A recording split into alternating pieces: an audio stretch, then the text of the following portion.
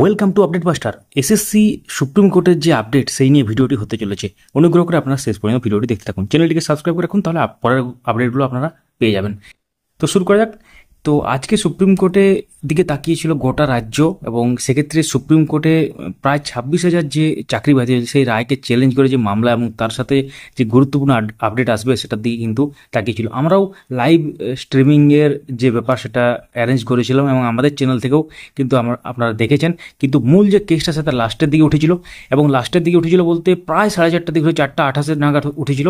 অর্থাৎ আপনারা জানেন যে প্রায় 4:30টার সময় মানে সুপ্রিম কোর্টের যে শুনানি ছিল প্রায় শেষের দিকে চলে আসে, এবং প্রায় তখন শুনানি শেষের সময়, এবং যেহেতু 2 মিনিট সময় ছিল এবং সেই জন্য সময়ের অভাবে কিন্তু মামলাটি আজকে সেরকম কিছু হয়নি। আগামীকাল মামলাটি শুনানি হবে। সম্ভবত জানা যাচ্ছে 2 নম্বর সিরিয়াল আছে, অর্থাৎ একটি আগে মামলা উঠবে এবং সেই মামলার পরে আসবে, অর্থাৎ সকাল 11টার দিকে, মানে 10:30টার থেকে যদি শুরু হয় মোটামুটি সকাল 10:30টা থেকে 11টার মধ্যে যে টাইমটা, ওই টাইমের মধ্যে কোনো একটা সময় মামলাটির শুনানি শুরু হবে। প্রায় ধরুন আপনারা 11টা ধরে রাখুন। যদি আমরা লাইভ স্ট্রিমিং অ্যারেঞ্জ করতে পারি অবশ্যই আপনাদেরকে শেয়ার করবো, আপনাদের সাথে শেয়ার করবো। সঙ্গে থাকবেন, চ্যানেলটিকে সাবস্ক্রাইব করে রাখবেন। তো এর আগে আপনারা জানেন একটি শুনানি হয়েছিল এবং সেই শুনানিতে অনেক কিছু আপডেট এসেছিল, এবং সেক্ষেত্রে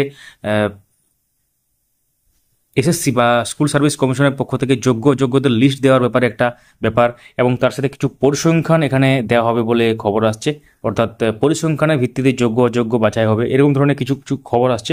এখন পরিষ্কার পুরো ব্যাপারটা জানা যাবে আগামীকাল যে শুনানি হবে তখন, এবং গুরুত্বপূর্ণ ব্যাপারটা উঠে আসবে, এবং সেক্ষেত্রে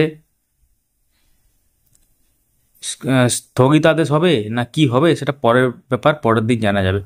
তো সঙ্গে থাকবেন, এবং যারা আমাদের চ্যানেল নতুন দেখছেন অবশ্যই চ্যানেলটিকে সাবস্ক্রাইব করে রাখুন, তাহলে আগামীকাল আপডেট এবং বিভিন্ন ধরনের যে আপডেটগুলো সেগুলো কিন্তু আপনারা পেতে থাকবেন।